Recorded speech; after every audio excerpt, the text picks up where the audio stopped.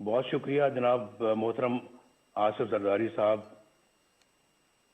अल्लाह ताला आपको भी सेहत तंदुरुस्ती अता फरमाए और खैर व बरकत अता फरमाए। मेरी बहुत सारी दुआएं आपके लिए भी हैं और बिलावल भुट्टो जरदारी साहब के लिए भी हैं। उनसे परसों बात करके मुझे बहुत खुशी हुई और बहुत अच्छी हमारी बातें हुई और जिस प्यार मोहब्बत से उन्होंने मुझसे बात की मैं कभी नहीं भुलाऊंगा। मैं कॉन्फ्रेंस के मेज़बान जनाब आसिफ अली जरदारी साहब का और बिलावल भुट्टो जरदारी साहब का और मौलाना फजल रहमान साहब का और तमाम मुअज़्ज़िज़ कायदीन का बेहद शुक्रगुजार हूँ कि मुझे इस कॉन्फ्रेंस में अपनी बात कहने का आपने मौका फराहम किया। मैं वतन से दूर होते हुए भी अच्छी तरह जानता हूँ कि वतन अजीज किन हालात से गुजर रहा है और अवाम किन मुश्किलात का शिकार है। ये कॉन्फ्रेंस नहायत ही अहम मौके पर मुनक़िद हो रही है, बल्कि मैं तो इसे एक फैसला कुन मोड़ समझता हूँ। पाकिस्तान की खुशहाली और सही मानों में एक जमहूरी रियासत बनाने के लिए ज़रूरी है कि हम हर तरह की मसलियत छोड़कर अपनी तारीख पर नजर डालें और बेबाक फैसले करें। और आज नहीं करेंगे तो फिर कब करेंगे? मैं मौलाना फजल रहमान साहब की सोच से पूरी तरह मुत्तफिक हूं कि हमें रस्मी और रवायती तरीकों से हटकर इस कॉन्फ्रेंस को बामकसद बनाना होगा, वरना कौम को बहुत मायूसी होगी। और जो अभी ट्रेंड जनाब आसिफ अली जरदारी साहब ने सेट किया है, इसी को आगे लेके चलना है। आप सब जानते हैं कि 73 बरस से पाकिस्तान को किन मसाइल का सामना है। इन मसाइल की बुनियादी वजह सिर्फ और सिर्फ एक है, और मैं अपने तजुर्बे से बोल रहा हूं। मेरा भी तजुर्बा अल्हम्दुलिल्लाह पाकिस्तान की पॉलिटिक्स में और पाकिस्तान की खिदमत में काफ़ी ज़्यादा है, और मैं ये समझता हूँ कि पाकिस्तान को जो मैं वजह बताना चाह रहा हूँ वो ये है कि पाकिस्तान को जमहूरी निज़ाम से मुसलसल महरूम रखा गया है। जमहूरियत की रूह अवाम की राय होती है, यानी मुल्क का इंतज़ाम वो लोग चलाएं जिन्हें अवाम अपने वोटों की अक्सरियत से ये हक दे। और हमारे आइन की इब्तिदा भी इन्हीं अल्फाज से होती है कि अल्लाह ताला ही कायनात का हाकिम मुतलक है, जिसका कोई शरीक नहीं। उसके तय करदा हदूद के अंदर रहते हुए पाकिस्तान के अवाम की तरफ से इस्तेमाल किया जाने वाला इख्तियार एक मुक़द्दस अमानत का दर्जा रखता है। आइन के मुताबिक हमारे जमहूरी निज़ाम की बुनियाद अवाम की राय पर है। दुनिया भर की जमहूरियतों का यही उसूल है। जब जमहूरियत की इस बुनियाद पर ज़रब लगती है और वोट की इज्जत को पामाल कर दिया जाता है, तो सारा जमहूरी अमल बिल्कुल बेमानी और जाली होकर रह जाता है। जब अवाम के मुक़द्दस अमानत में खयानत की जाती है और इंतखाबी अमल से पहले ये तय कर दिया जाता है कि किसको जिताना है और किसको हरवाना है, इंतखाबात में धांधली से मतलूबा नताइज حاصل کر لیے جاتے ہیں اور رہی صحیح کسر حکومت سازی کے لیے جوڑ توڑ میں نکال دی جاتی ہے تو اندازہ لگایا جا سکتا ہے کہ کس طرح سے عوام کو دھوکہ دیا جاتا ہے اور عوامی مینڈیٹ کیسے چوری کیا جاتا ہے۔ بدقسمتی سے پاکستان کو اس طرح کے تجربات کی لیبارٹری بنا کر رکھ دیا گیا ہے۔ اگر کبھی عوام کی کوئی نمائندہ حکومت بن بھی گئی تو اسے ہر طرح کی سازش کے ذریعے سے پہلے بے اثر اور پھر فارغ کر دیا جاتا ہے۔ اس میں یہ بھی پرواہ نہیں کی جاتی کہ اس سے ریاستی ڈھانچہ کمزور ہوگا، اقوام عالم میں جگ ہنسائی ہوگی اور عوام کا ریاستی اداروں پر سے اعتماد اٹھ جائے گا۔ یہ بات پاکستان کے بچے بچے کی زبان پر ہے کہ 73 سالہ تاریخ میں ایک بار بھی کسی منتخب وزیر اعظم کو اپنی 5 سال کی آئینی مدت پوری نہیں کرنے دی گئی۔ ہر ڈکٹیٹر نے اوسطاً 9 سال غیر آئینی طور پر حکومت کی، جبکہ عوام کے ووٹر سے منتخب وزیر اعظم کو اوسطاً 2 سال سے زیادہ کا عرصہ شاید ہی ملا ہو۔ جرنیلوں کی مہم جوئی کو روکنے کے لیے 1973 کے آئین میں آرٹیکل 6 ڈالا گیا، آرٹیکل 6، لیکن اس کے بعد بھی 20 سال جرنیلی آمریت کے نظر ہو گئے۔ خواتینوں حضرات اور جناب صدر، جب ایک ڈکٹیٹر کو آئین شکنی کے جرم میں پہلی بار عدالت کے کٹہرے میں لایا گیا تو آپ نے دیکھا کیا ہوا؟ کیا ہوا؟ مجھے یہ کہتے ہوئے دکھ ہوتا ہے کہ جس طرح ہر مارشل لاء کو عدالتوں نے جائز قرار دیا، ڈکٹیٹرز کو آئین سے کھلواڑ کرنے کا اختیار دیا، 3 سالوں کے لیے دیا، اسی طرح 2 بار آئین توڑنے والے کو بریت کا سرٹیفکیٹ بھی عدالتوں ہی نے دیا۔ اسے ایک دن تو کیا، 1 گھنٹے کے لیے بھی جیل میں نہ ڈالا جا سکا۔ پوری داستان ہے میرے پاس جو کسی وقت سناؤں گا کہ کہاں سے کہاں لے گئے، جبکہ آئین پر عمل کرنے والے ابھی تک کٹہروں میں کھڑے ہیں اور جیلوں میں پڑے ہیں۔ ہماری تاریخ میں تقریباً 33 سال کا عرصہ فوجی آمریت کی نظر ہو گیا۔ یہاں صرف ایک ڈکٹیٹر پر مقدمہ چلا، خصوصی عدالت بنی، کارروائی ہوئی، اسے آئین اور قانون کے تحت سزا سنائی گئی، لیکن کیا ہوا؟ میں پوچھنا چاہتا ہوں کیا ہوا؟ کیا مجرم گرفت میں آ گیا؟ کیا سزا ملی؟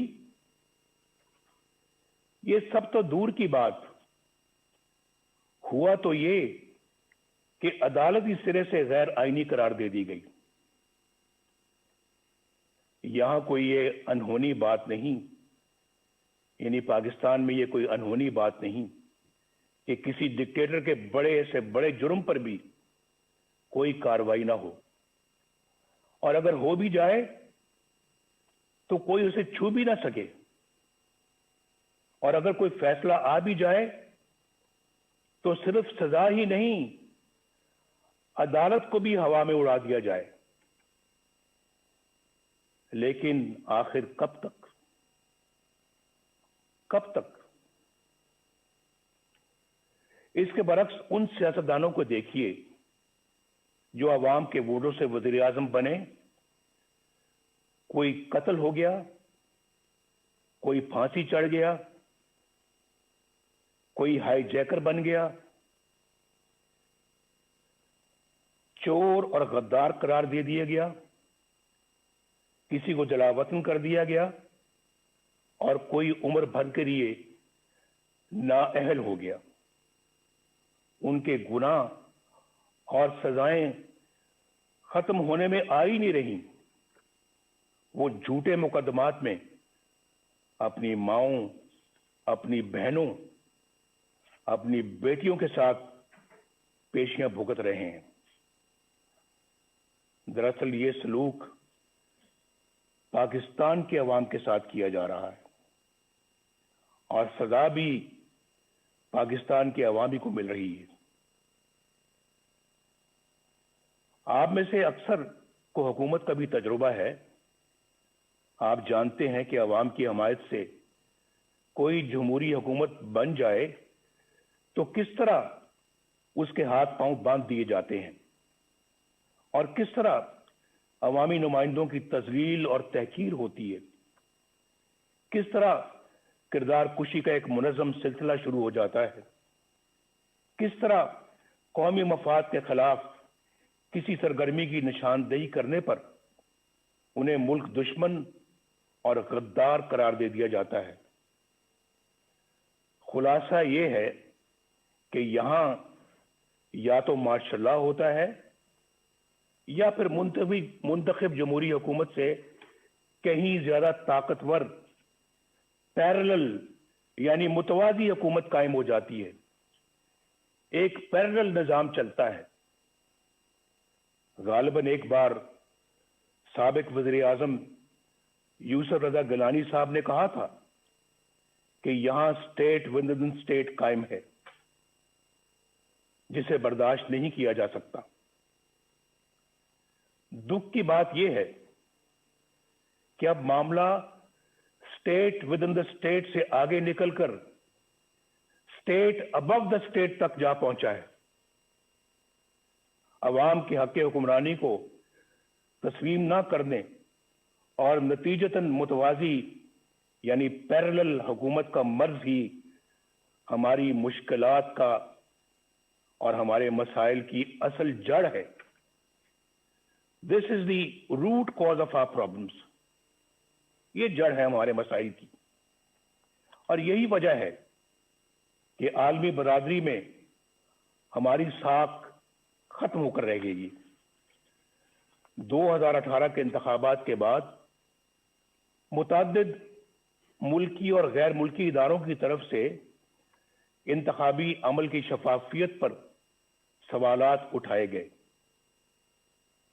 मैं तो जेल में था, लेकिन खबरें मुझे सब मिलती रही हैं। बाज ने तो उन सीटों की तादाद भी बताई जहां धांधली की वजह से नताइज तब्दील कर दिए गए। उन हलकों की इतनी तादाद है कि अगर उनमें धांधली के जरिए नताइज तब्दील ना किए जाते तो बैसाखियों पर खड़ी ये हुकूमत कभी भी वजूद में नहीं आ सकती थी। आज कौम जिन हालात से दो चार है उसकी बुनियादी वजह वो लोग हैं जिन्होंने अवाम की राय के खिलाफ नाअहल हुक्मरानों को मुल्क पर मुसल्लत किया। इंतखाबात हाईजैक करके इक़्तिदार चंद लोगों को मुंतकिल कर देना बहुत बड़ी बददियानती और आइन शिकनी है। हम चंद रुपयों की खातिर डाका डालने वालों के लिए तो बड़ी से बड़ी सजा का तकाजा करते हैं, लेकिन अवाम के हकूक पर डाका डालना कितना संगीन जुर्म है, क्या किसी ने सोचा है?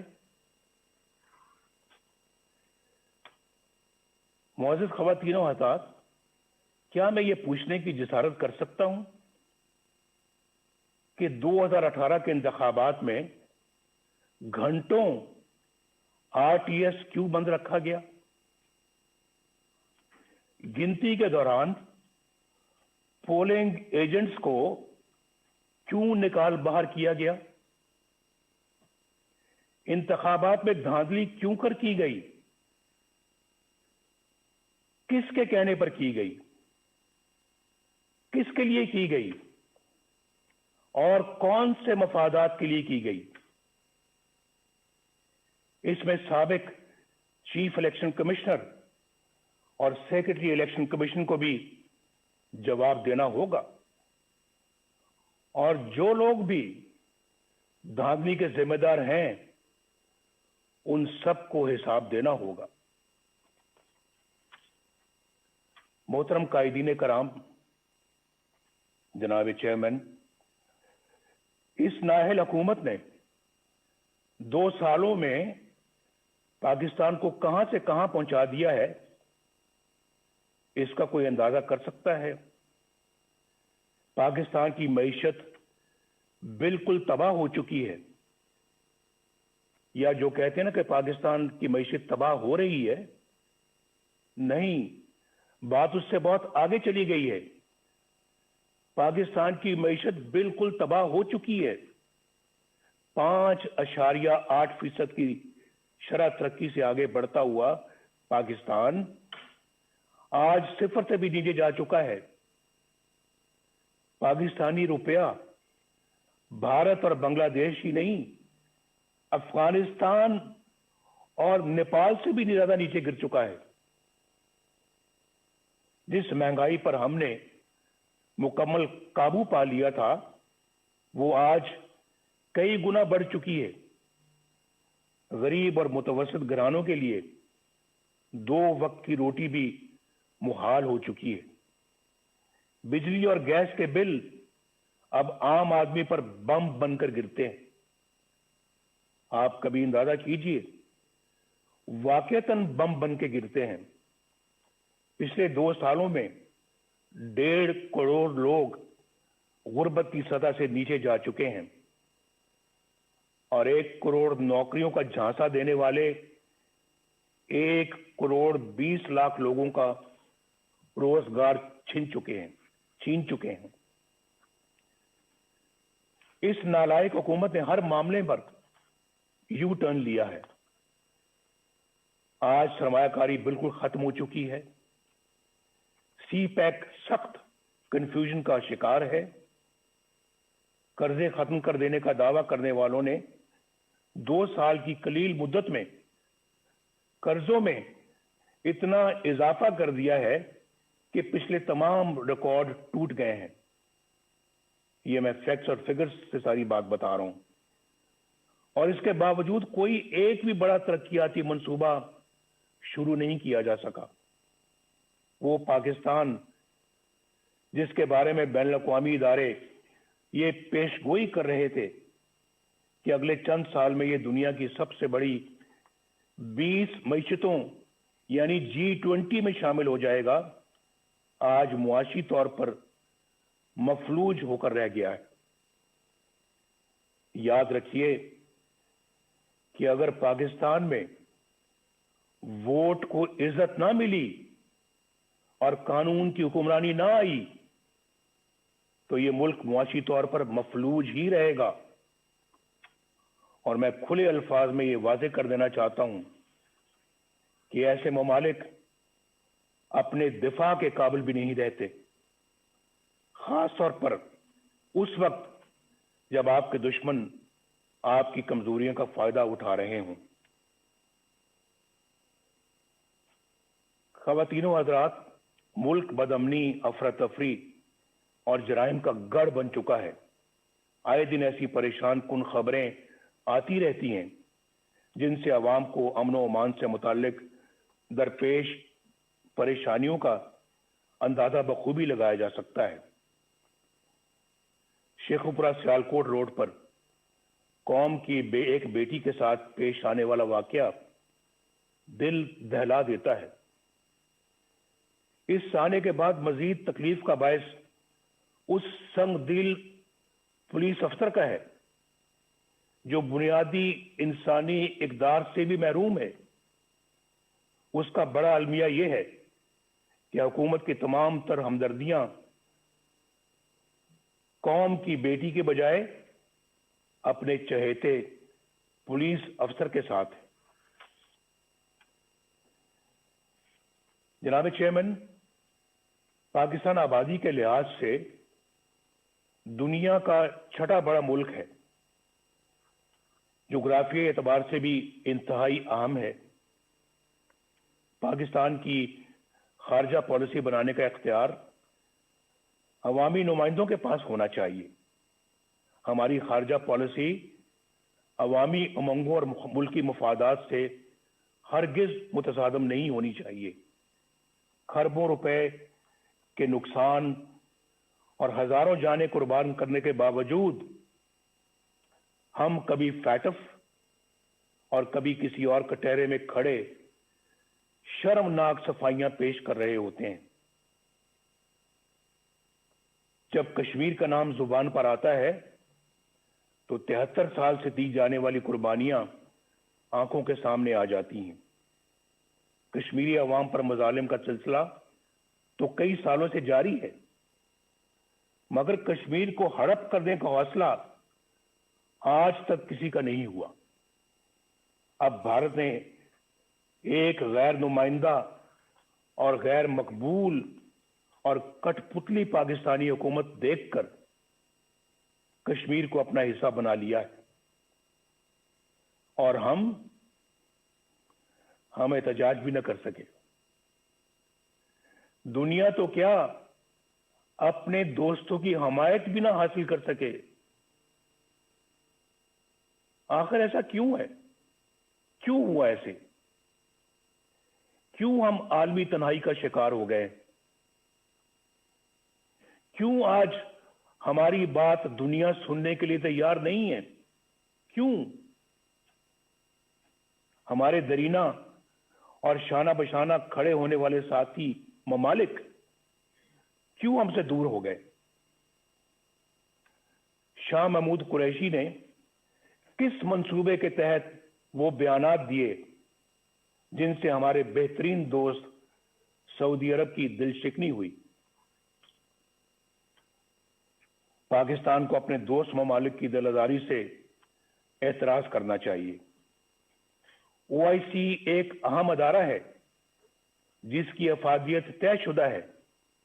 پاکستان OIC کے بانی ممالک میں شمار ہوتا ہے۔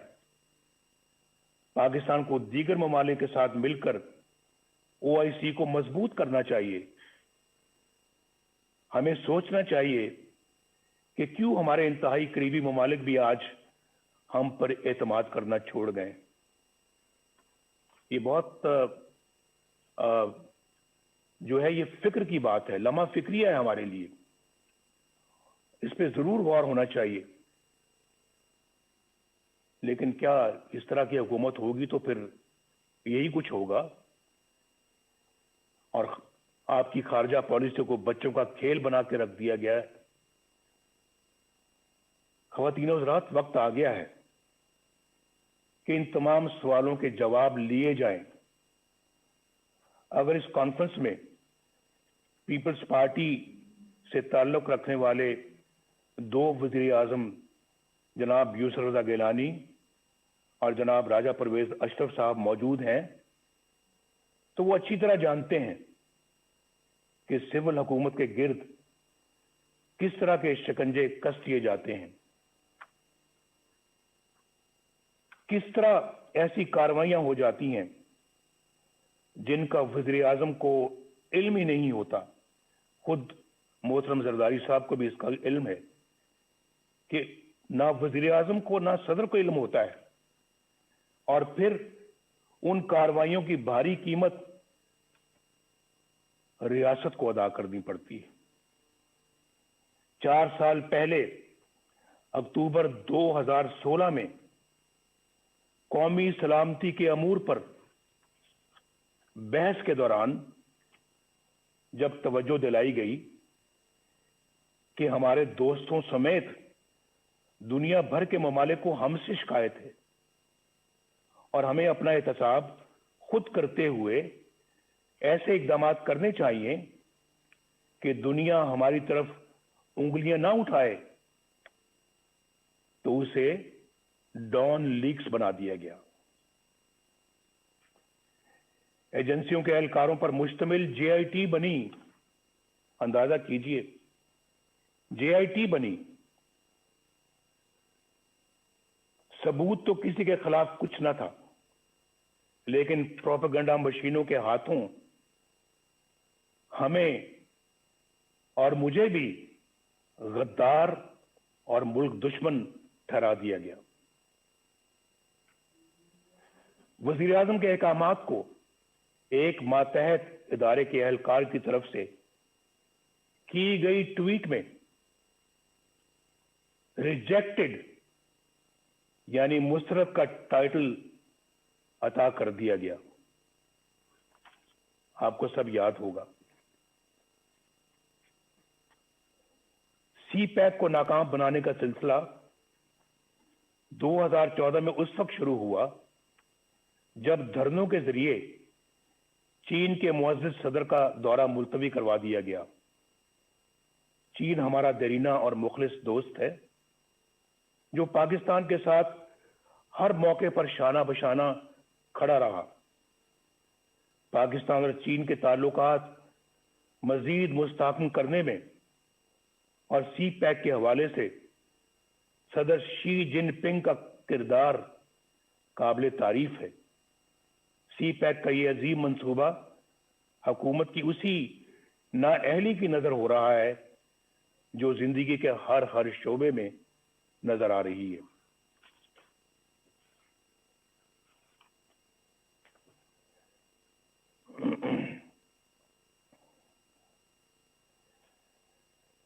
اگر میں یہ کہوں تو بے جانا ہوگا کہ سی پیک کے ساتھ پشاور کی بی آر ٹی جیسا سلوک ہو رہا ہے جہاں کئی سال بیت گئے, منصوبے سے کئی گنا زیادہ رقم غرق ہو چکی, مگر نتیجہ آج بھی نظروں سے اوجھل ہے. آئے دن کبھی دوران سفر بسوں میں آگ لگ جاتی ہے تو کبھی بارش ناقص تعمیر کا پول کھول کر رکھ دیتی ہے. یہاں نیب کے کردار کا جائزہ لینا بھی ضروری ہے. سچی بات تو یہ ہے کہ ایک ڈکٹیٹر کے بنائے ہوئے اس ادارے کو برقرار رکھنا ہماری غلطی تھی, لیکن یہ بھی سچ ہے کہ ہم نے کبھی نہیں سوچا تھا کہ یہ ادارہ اس حد تک گر سکتا ہے. یہ ادارہ نہیں بلکہ اندھے حکومتی انتقام کا اعلی کار بن چکا ہے. اس کے کئی سینئر اہلکاروں کے گھناؤنے کردار فاش ہو چکے ہیں. اس ادارے کا چیئرمین